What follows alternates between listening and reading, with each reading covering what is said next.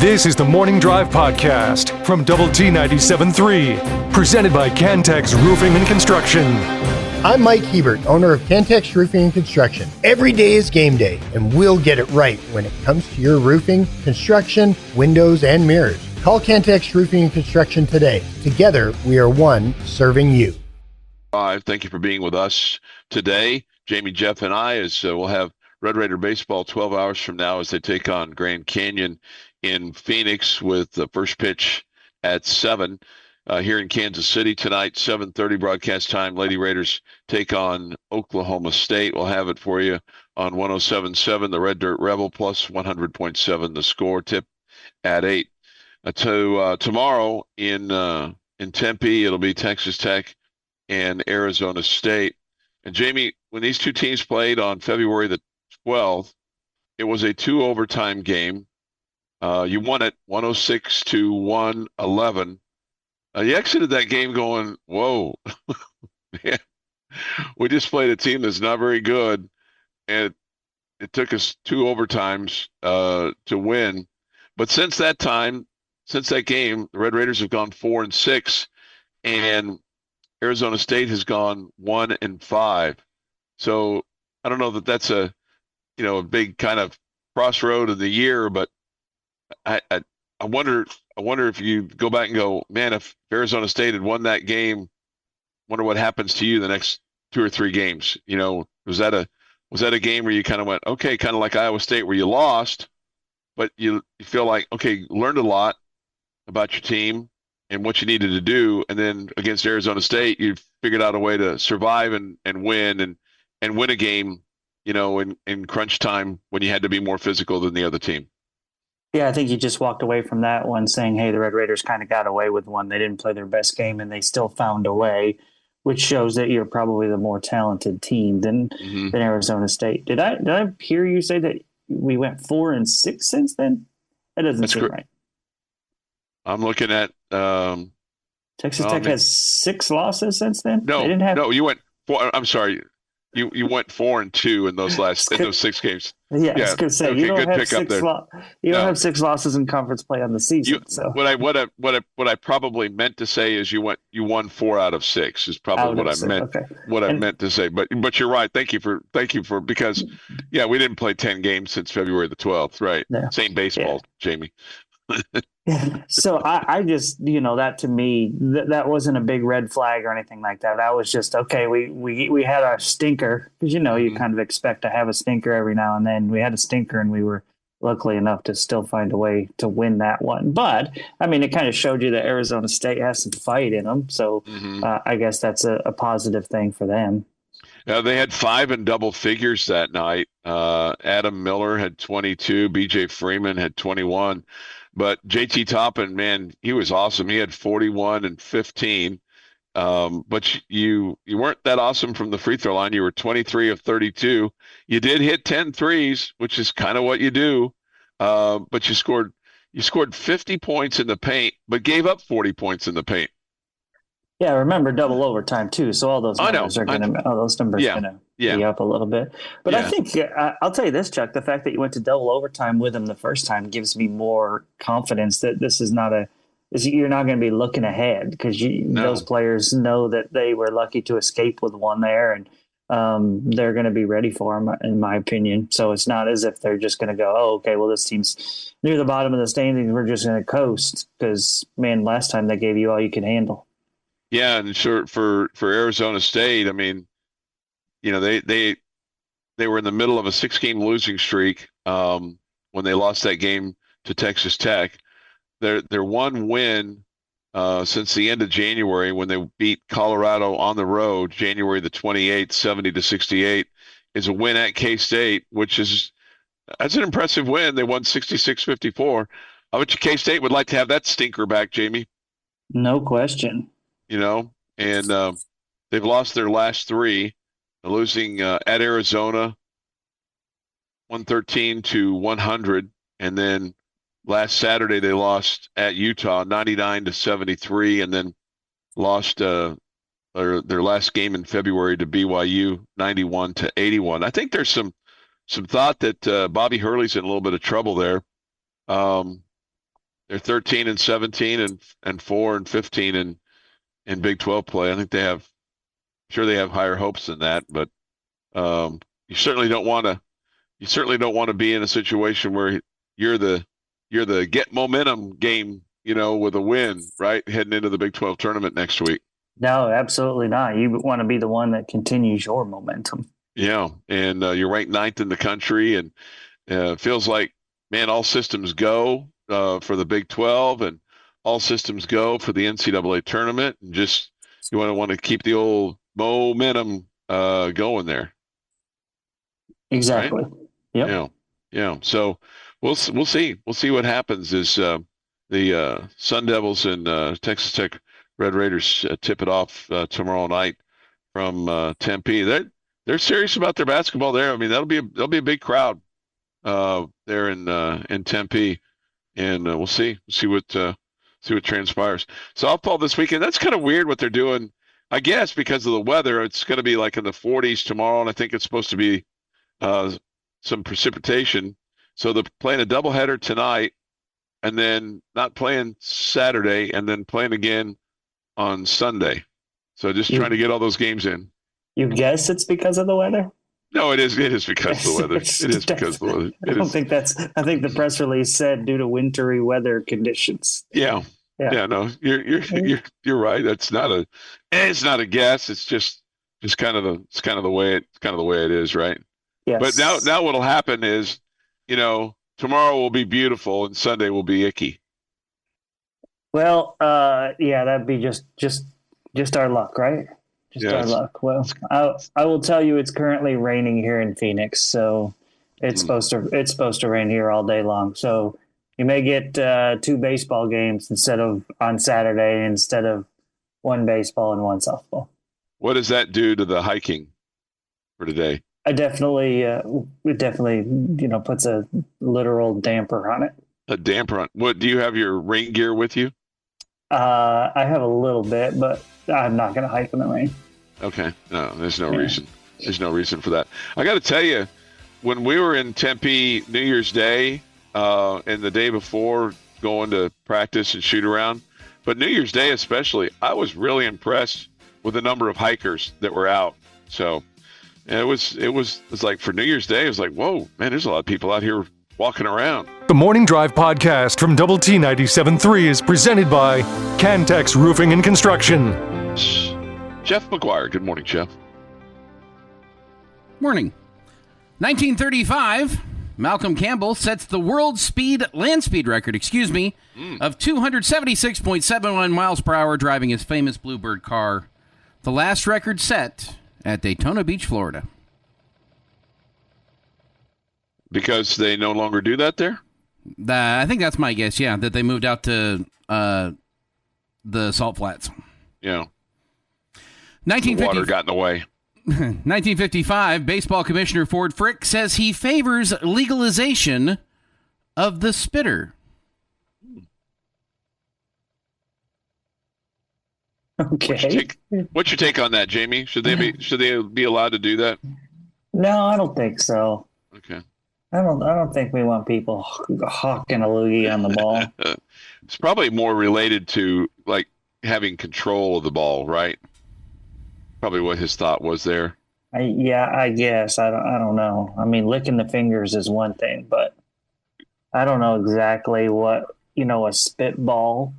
I mean, it's hard to believe they took the baseball and just spit on it, right? Yeah.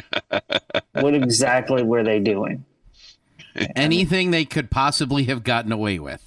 Yeah, I mean, I don't know if we want that. I mean, there's that whole COVID thing too. You don't want somebody picking up the ball, and next thing you know, they got COVID because of the pitcher had the sniffles before he threw the 0-2 pitch. Sure, yeah, there's that.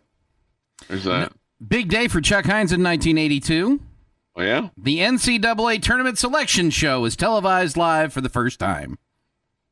I believe that was on ESPN first. Because ESPN would do the bracket, but I think this is the first time it was on CBS. Is in '82. That makes sense. I remember the ESPN guys would get up there on a ladder. Bob Lee would get on would get on a ladder, not even a Werner ladder, and they would have like the little cards for the teams, because it wasn't a 64 team tournament at that point. It was just 48. 1996. Magic Johnson becomes the second NBA player to reach 10,000 career assists.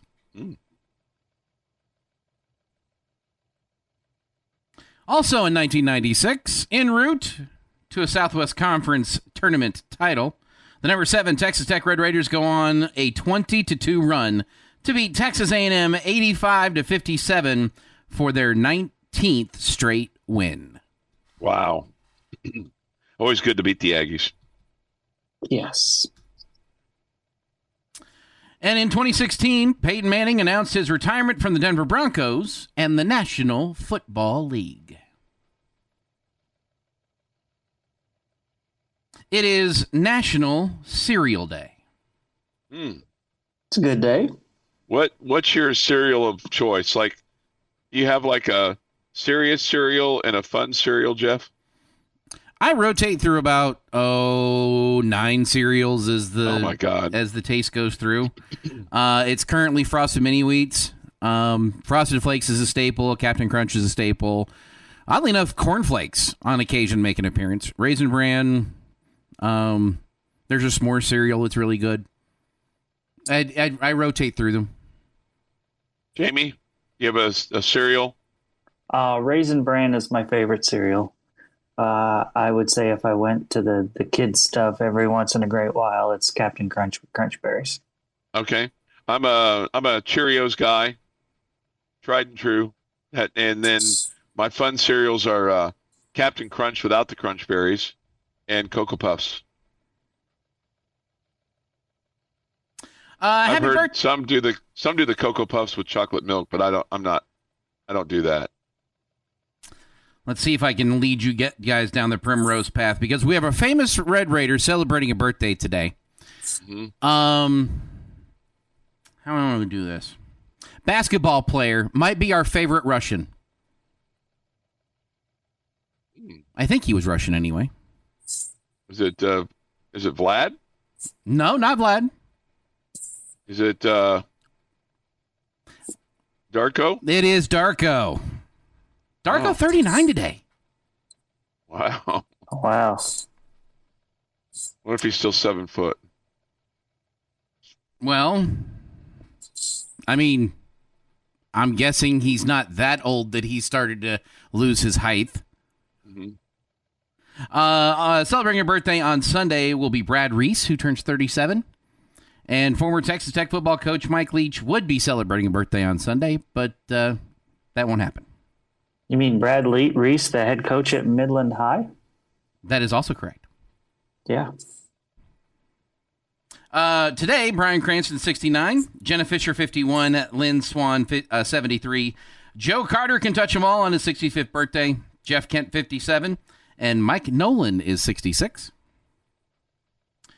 And on this day, not a good day, 1936. Yes, yesterday we were in 1836. Man, when are we going to have a good day in history? Well, I don't control what happened on this day in history in the past. There's a good one coming up next week, I think. Okay. Week after. But, we got to get to good things to happen in history first. Mm-hmm. Nazi leader Adolf Hitler violates the Treaty of Versailles and has German military forces into the Rhineland, a demilitarized zone along the Rhine River in West Germany. The Treaty of Versailles, signed in July of 1919, 8 months after the guns fell silent in World War I, called for stiff war reparation payments and other punishing peace terms for the defeated Germany. Led to Hitler's rise. We ignored it. A few years later, we're having land guys on Normandy Beach. I'm just saying we can't sit back and do nothing. 1936. Get a move on, people. And that's this day in sports history. All right, this day in sports history, 6:51 this morning, here on the Morning Drive. Take your thoughts, comments, Yates Flooring Center chat line. If you want to hit us up with your favorite cereal, you can. Somebody says this, Captain Crunch tastes so good, but is like eating a spoonful of razor blades. after a couple of bowls, the roof of your mouth is beat up. Well, yeah, I mean, you only need one bowl. I mean, you got to let them soak in there just a little bit. Yeah, I think that's the key right there. Marquis says this: Frosted Flakes makes a donut hole cereal. Oh, okay. I would have, Jamie. I knew that you liked the Raisin Bran, but I also would have taken you for a shredded wheat kind of guy too. Nah. Yeah. Okay. Nah. Yeah. But what about Lucky Charms? You look like a Lucky Charms kind of guy too. Yeah, Lucky Charms and Fruity Pebbles too. Fruity Pebbles. Okay. Yeah. Fruity Pebbles. Fruit Loops every once in a while for me. But I don't need to add any more Fruit Loops to the Fruit Loop nature of my lifestyle or personality or background or anything like that. I think I've got enough Fruit Loops going on without eating Fruit Loops. 6:52 this morning here on the Morning Drive. Thoughts, comments, Yates Flooring Center chat line. Go to WT973.com or the mobile app. The Visual Edge IT hotline is open too. What are you looking for the most from this baseball team this weekend? Is it starting pitching? Is that like 1, 2, and 3 on your checklist today to see that you'd like to see over the weekend? I mean, it is at some point, right? I mean, we're 11 games in. At some point, you got to expect more of your pitching, or this thing's not going to get turned around. I mean, you can't score 15 runs every game. You can't expect to do that. So, yeah, I mean, that's if you're gonna, this team's going to come anywhere close to the potential that I thought that they had, then you absolutely have to start pitching better. It starts with your starters, but it continues with your relievers that have been really good. I mean, the numbers reliever-wise compared to starters are drastically different. But, yeah, you got to get those starting pitchers throwing a lot better. Your daily dose of sports and fun. This is the Morning Drive Podcast from Double T 97.3, presented by Cantex Roofing and Construction. Friday edition, hour 2 of 3 with Jamie Lent and Jeff McGuire. Chuck Heinz. Jamie is with Texas Tech baseball in Phoenix. I'm with Lady Raider basketball in Kansas City. They'll play Oklahoma State tonight for the right to advance on to the semifinals as they took down Utah last night in winning the ball game 75-64. Jamie, just a note on the 1,000th win by this team in program history. This is unofficial, but we feel like this is a good number. Only 18 other programs in the country in Division I have reached 1,000 wins. Nice. So that's the super positive. The thing what was also shocking from last night is you won your second game in a Big 12 tournament for the first time since 2003. So it had been slim pickings when it came to Big 12 play, but now they find themselves in the 8:00 game tonight against the number 3 seed Oklahoma State Cowgirls, team that you lost to by 3 towards the end of January. And that game was at home, and feel like that was a very winnable game for you. And that was one of those ones where you're like, oh man, should have won that one. And the winner of this game tonight plays the winner of number 2 Baylor, the 2 seed Baylor, and the 7 seed Iowa State. So we'll keep an eye on that game too. In fairness, probably Oklahoma State, who's had a really good season, probably looked at that game in Lubbock and said, yeah, that was one that we probably didn't play our best. Yeah, no, I'm sure that's absolutely. I mean, you're allowed to have stinkers on both sides of the aisle, right? So you would think that they would. Yeah, they would. They're probably in a mode of feeling like we need to play better than we did the first time.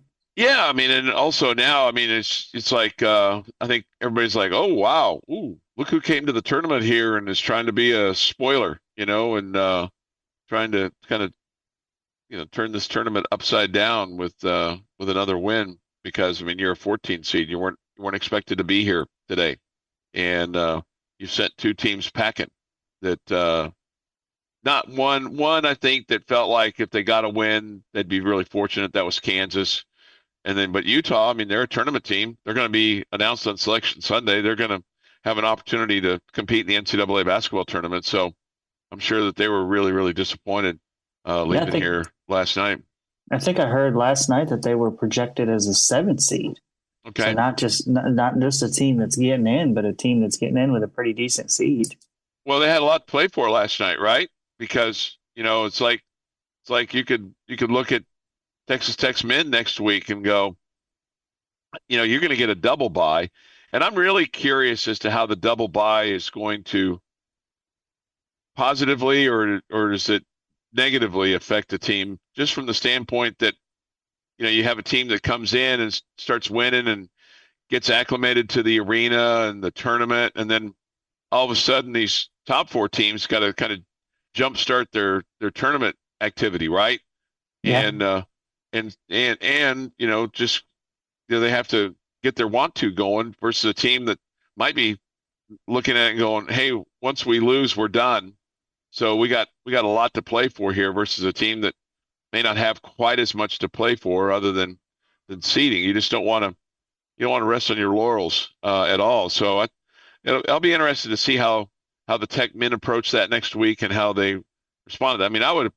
I mean, I think it'd be business as usual and all those things, but man, you never know. You run into a hot team that starts shutting you down defensively, and you're a team, Texas Tech's men, that likes to shoot the 3 ball and likes to be in double figures, with threes made, 10, 12, 16, and you run into somebody that says, nope, we're going to take that away from you. If you're going to beat us, you're going to beat us inside, well, then we got JT Toppin.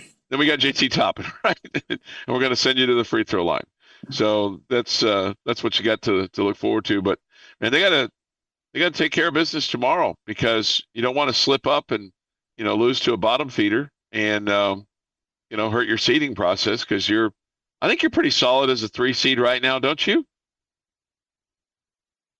Yeah, I don't feel like you're going to drop off the 3 line no matter what happens moving forward. You don't? Yeah, I feel pretty good. I mean, I guess if you lost this one and you lost in the first round, maybe you would drop to a 4. But I guess I'm just saying I'm really confident that's not going to happen. So I feel like if you win one of the next 2 games, I think you're in a 3 line. Yeah, and do you feel like that there's much of an opportunity to move up to a 2? I think it would take a deep run in the Big 12 tournament. A deep run doesn't take very long, because you only have to win 3 games to win a Big 12 postseason tournament. So for them, you gotta get to the finals. Get to the finals. Okay. It's the last weekend of regular season play for the big boys. Here's a matchup tomorrow in Manhattan. You've got the number 10 team in the country, Iowa State, taking on the Kansas State Wildcats. That'd be a good resume win for K-State, wouldn't it? To take down Iowa State. Yeah. Sure. Cincinnati and Oklahoma State, they're just kind of playing out the season. That'll be a 2:00 tip from Gallagher. Colorado and TCU. I don't know how much hope TCU has left, but they would certainly need to win that one and then probably make a little bit of a run in the tournament. They're 9-10 and 16-14. I think of the 9-10 teams, West Virginia's got the best chance of breaking out of there. And West Virginia plays host to UCF. That's a game they got to win. They got to win that game. Must-win game. Yep. Mm-hmm. Must-win game. Texas Tech and Arizona State tomorrow night at 7. We'll have it for you at 6. Number 3, Houston. I'm kind of surprised. Well, I guess they're at a 1 line now, but I sure feel like they deserve a 1 seed no matter really what happens to them. I mean, going into Waco tomorrow, Baylor's still they're playing for seeding. But I still feel like that Houston's a 1 seed. At least I hope they are, because if we were in that spot, we'd be saying, hey, we're a 1 seed, because they only lost 1 game so far in the Big 12. Mm-hmm. Right? Yeah, I feel like they should be a 1 seed too. Okay. All right. So and then wrap it up from the Big 12. Number 23, BYU plays host to Utah. A little holy war going on in Provo tomorrow. Wonder how nice they'll be to the Utes when they go to the Marriott Center tomorrow. I bet it'll be good and good and chippy there between those two schools. They'll give them sour Cougar tails tomorrow. This is the Morning Drive Podcast from Double T 97.3. Presented by Cantex Roofing and Construction. Jamie's question of the day on Double T 97.3 is brought to you by Connecticut of West Texas. All right, we're going Big 12 football today, guys. I want you to take a look at the standings. I want you to tell me who the team is that you will think will take the biggest step back in 2025 compared to where they were in 2024. Biggest step back. Boy, that's how big a step? Like massive step? That's for you to decide, Chuck. Okay. Biggest. Okay. Biggest step back. All right, let me look at my standings here. In the it'd be hard to say pick Oklahoma State. Mm-hmm. Say I think they're going to take a big step back. Yeah. Be hard to be worse than 0-9. Can't really, because they're only going to play 9 games. You got your contenders are Arizona State, Iowa State, BYU, Colorado. All were 7-2. Baylor, TCU, Texas Tech, all 6-3. K-State, West Virginia, 5-4, and then Kansas 4-5 with Cincinnati and Houston 3-6, and Utah, UCF, and Arizona at 2-7, and the aforementioned Oklahoma State Cowboys at 0-9. It's going to be one of the 7-2 teams. I just have to believe.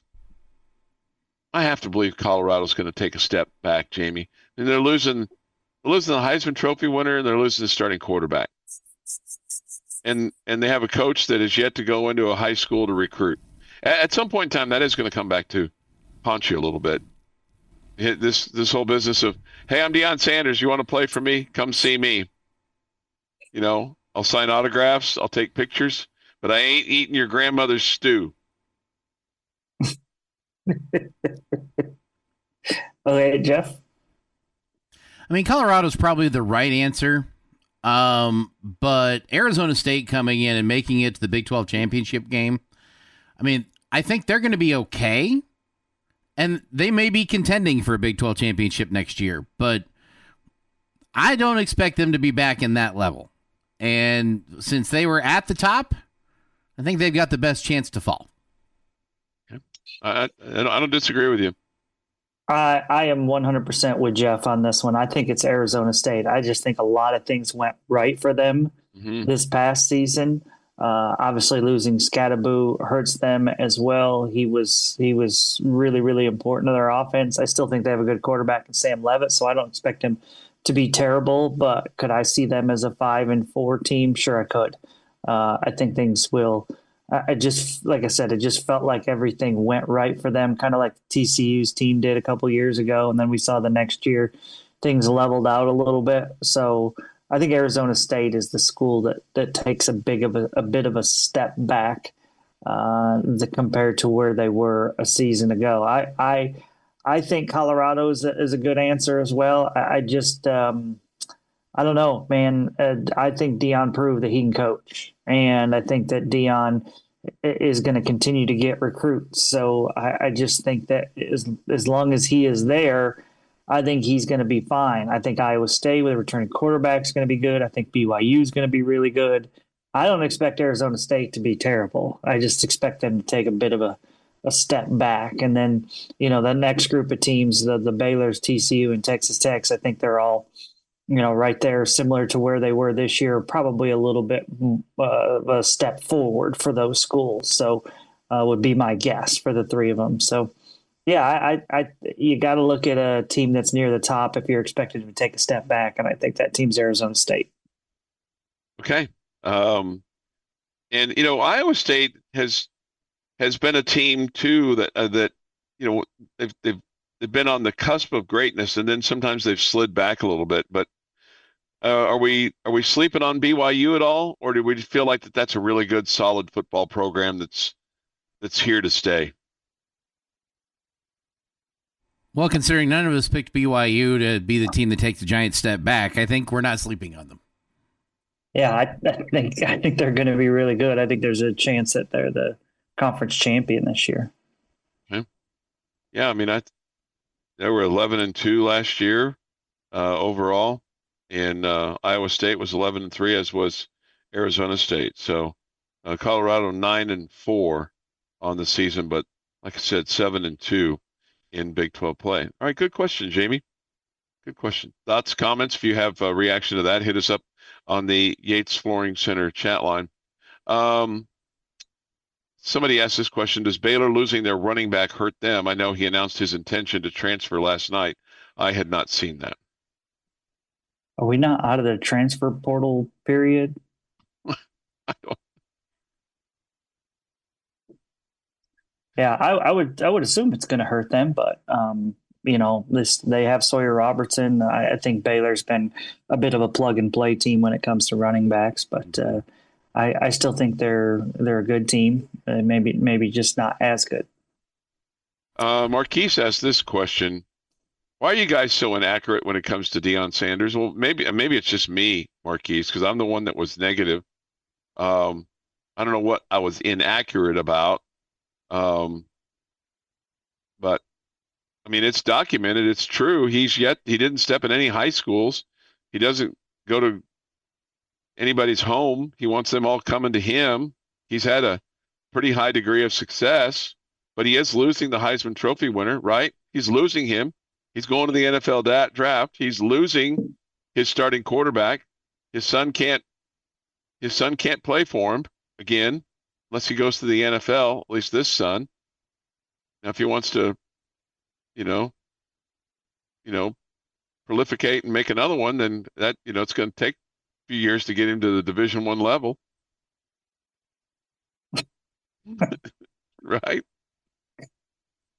I think, him bringing in one of the top transfer portal quarterbacks, say that 10 times fast, helps them, bounce back in that regard. I think that he's going to always be able to get guys from the portal. I guess the question with Colorado is just the money always going to be there and the support always going to be there. But again, like I said, I think Deion showed that he can be a coach. I think he's going to, with his ability, I think in his name, I think he's going to be able to recruit. So I think as long as he stays at Colorado, he's got the chance to build good things.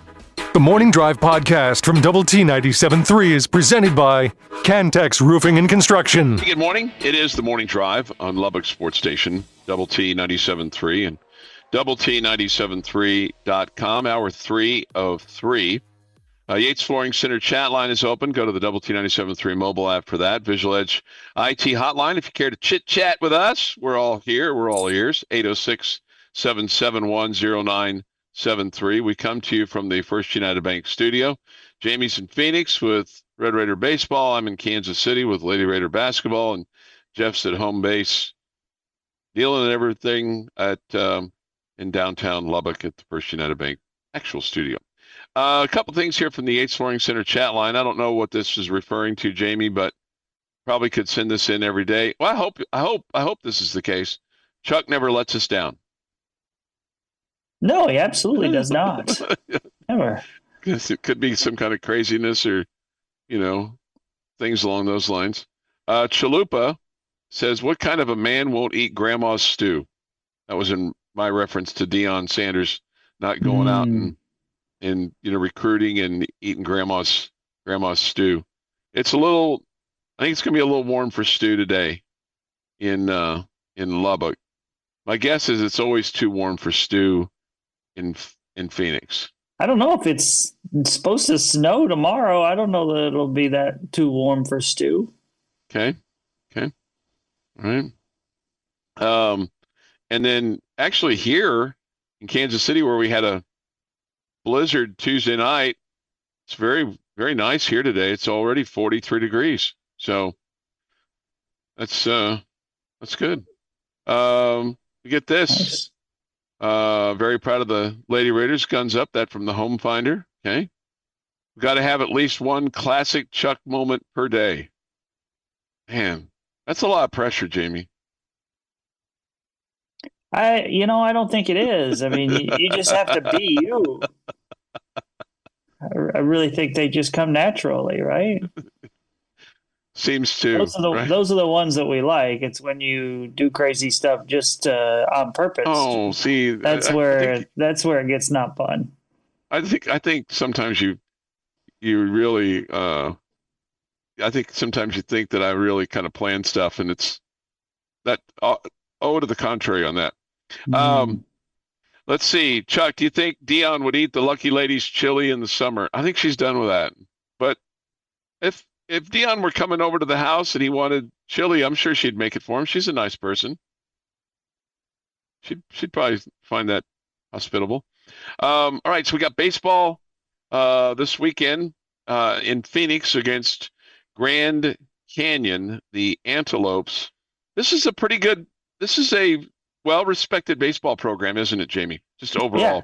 Yeah, absolutely. I mean, they've won the WAC a bunch over the last few years. 6 of the last 7 years, they've won it 4 straight seasons. The Red Raiders beat them in 2 straight the last time they played in Lubbock, but the 2 games before that, the year before, they won 2 against Texas Tech. So it's a team that was in a regional final a season ago.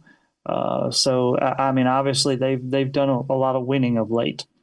Are they a team that could at some point in time get to Omaha, or does the new way of business for college sports kind of put a chink in that opportunity? Yeah, we'll have to see how much Grand Canyon commits to baseball, right? Because some schools like the DBUs of the world that commit a lot to baseball, right? If they don't have a football team to worry about. And so we'll see. Grand Canyon might ultimately end up helping Grand Canyon. We'll have to see. Yeah. The Red Raiders in Grand Canyon will play a total of 3 games this weekend. They'll play tomorrow at 7 our time. We'll have first pitch at 6:30. And then same thing on Saturday evening, and then Sunday afternoon. So you have Mac Hewer, Lucas Perko, and Zane Petty will go on Sunday. Do you think that's a potential Big 12 rotation, Jamie?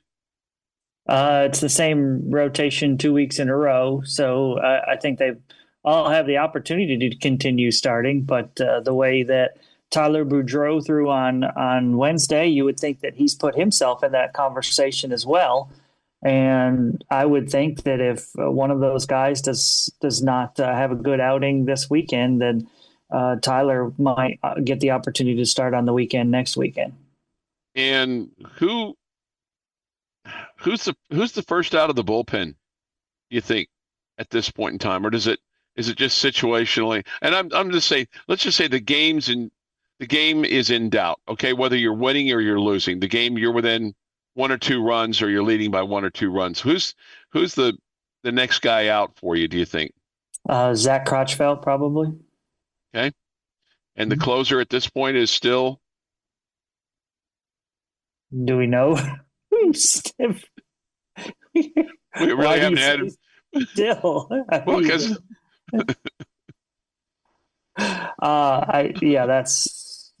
there's a lot of different guys that they probably would use at that role. Undetermined at this point in time, right? Still to be determined. TBA. I mean, yes, but I mean, this is a program that doesn't usually have one guy that's the closer. Yeah, but you certainly hang on real quick. Jamie, do you think if Tadlock had to do it all over again on the schedule, he would have scheduled a midweek series earlier? He did, and the team bailed. Aha. Yeah. That was, I mean, part of the reason why you're down 3 games to start the season is because somebody bailed on you in the second week of the season. 2 games. Yeah. So I think there would have been benefit to playing those games. Absolutely. You would have been able to get some of the young players in. You would have gotten guys into games for the first time, you know, in a midweek at home, rather than the pressure situations that they've gotten into at times this year. For example, like Logan Addison's first performance of his college career is pitching in Las Vegas against the Longhorns. You'd much rather had him on the mound, at Rip Griffin Park, probably the first time throwing against a team that, a little bit of a lesser team. Yeah. Hey, what are you seeing from Trendon Parrish? It's not stuff that I saw in the fall and the spring. Just, wild within the strike zone, just hittable. I don't know if the breaking ball's not breaking like it's supposed to or whatever. The slider's kind of his out pitch, and he was terrific in the fall, and I expect him to have a really, really good senior season. And so far, it just hasn't happened for him. So I'm hoping he's able to turn that around, because I think he's a guy that when he's on, he can be really, really good, and this team could really use him. So he needs a good old shot of confidence, doesn't he, with a good outing? Yeah, it needs a good outing, no question there. This has been the Morning Drive Podcast, presented by Cantex Roofing and Construction. Check out our library of Double T 97.3 podcasts at doublet97.3.com.